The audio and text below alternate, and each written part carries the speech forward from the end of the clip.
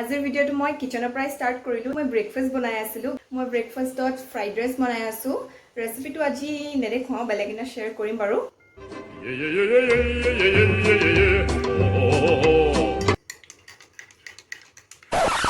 Actually গাখীৰত চেনি দিলে মৃগাংকে খাই বেয়া পায়, মই কিন্তু চেনি দিলেহে খাই বেয়া পাওঁ। আপোনালোকেও কমেণ্ট কৰি জনাবচোন কোনে কোনে মোৰ দৰে চেনি নিদিয়াকৈ খাই ভাল পায় আৰু কোনে কোনে মৃগাংকৰ দৰে চেনি দি খাই ভাল পায়।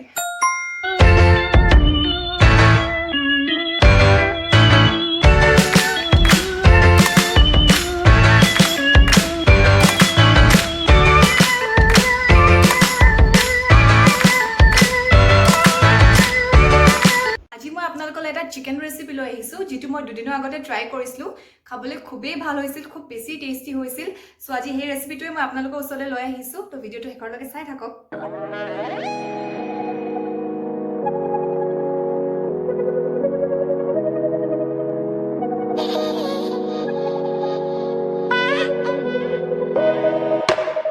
অলপ আগতে মই আপোনালোকক কৈছিলোঁ চিকেন ৰেচিপি এটা বনাই দেখুৱাম বুলি।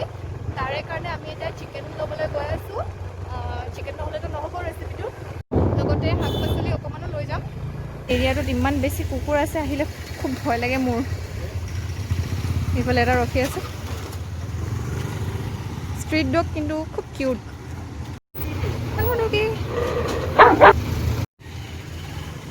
এইফালে দুটা ৰখি আছে।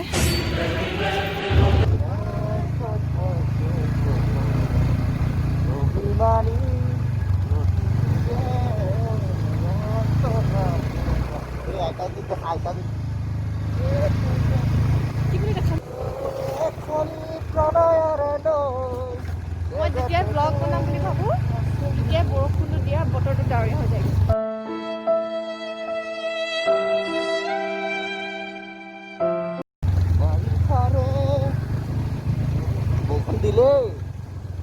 সেইটোতো কৈছোঁ, মই যেতিয়া ব্লগ ষ্টাৰ্ট কৰোঁ তেতিয়াই বৰষুণ দিয়ে।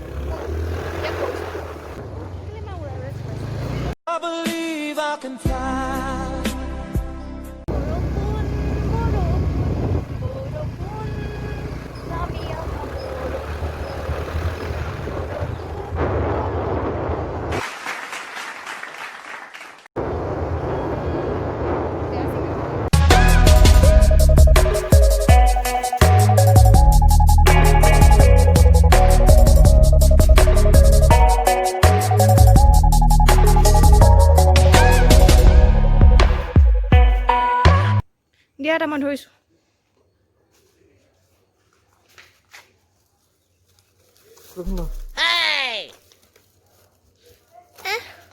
বহুত ভাৰী। এটা দিয়া অকল মোক।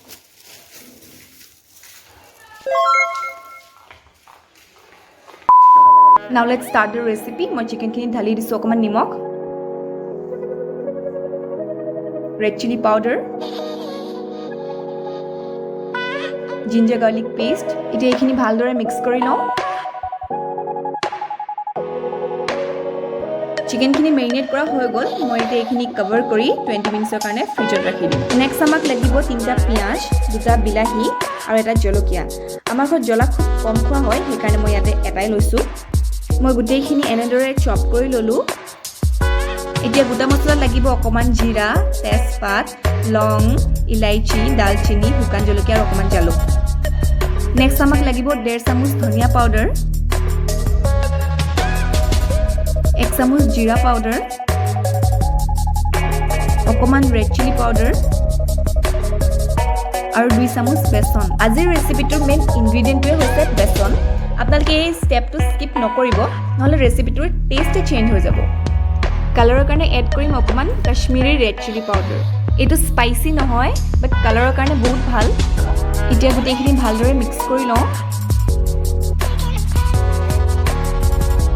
তেলখিনি মই অলৰেডি কেৰাহীত ঢালি গৰম কৰি ৰাখিছিলোঁ।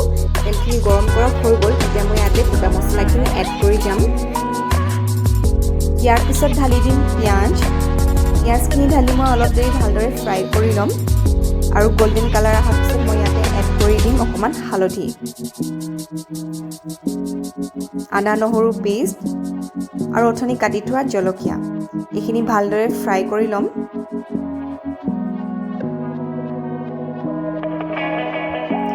পিঁয়াজখিনি 80% ফ্ৰাই কৰা হৈ গ'ল এতিয়া মই ইয়াতে এড কৰি দিম বিলাহী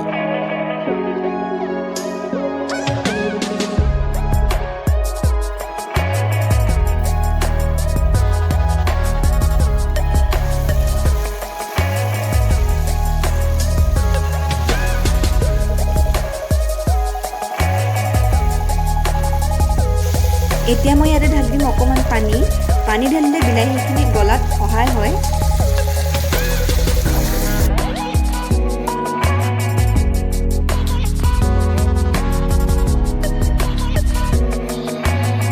এইখিনি ফ্ৰাই কৰা হৈ গ'ল এতিয়া মই ইয়াতে এড কৰি দিম অথনি মেৰিনেট কৰি থোৱা চিকেনখিনি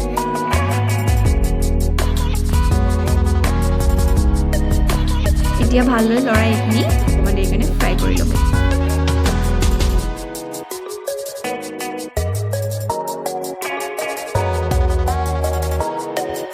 এতিয়া এড কৰি দিম শুকান মছলাখিনি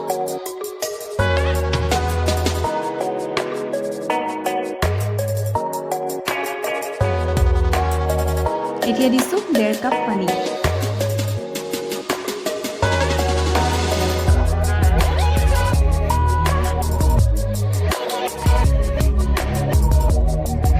সোৱাদ অনুসৰি নিমখ মোৰ কেৰাহীৰ কাম হৈ গ'ল এতিয়া চিকেনখিনি প্ৰেছাৰ কুকাৰত ট্ৰান্সফাৰ কৰি ল'ম কুকাৰৰ চিটি মাৰে মানে মই কচুৰি মেথিখিনি অকণমান ৰোষ্ট কৰি ল'ম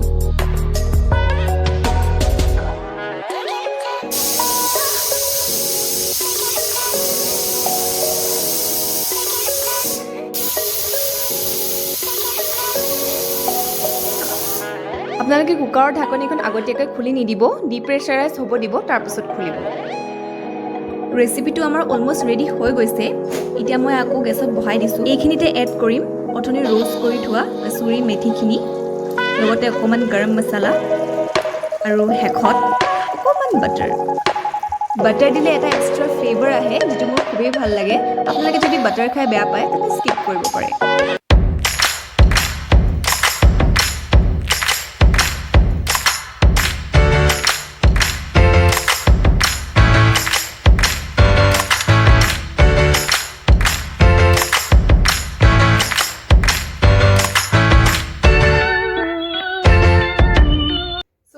যদি আপোনালোকে মোৰ ভিডিঅ'টো চাই ভাল পালে তেন্তে এটা লাইক কৰি দিব আৰু লগতে মোৰ চেনেলটো সাবস্ক্ৰাইব কৰি কাষতে থকা বেল আইকনটো প্ৰেছ কৰি অল কৰি ল'ব যাতে ভৱিষ্যতে আহিবলগীয়া মোৰ প্ৰত্যেকটো ভিডিঅ' আপোনালোকে পাই থাকে till then bye bye thank you for ৱাচিং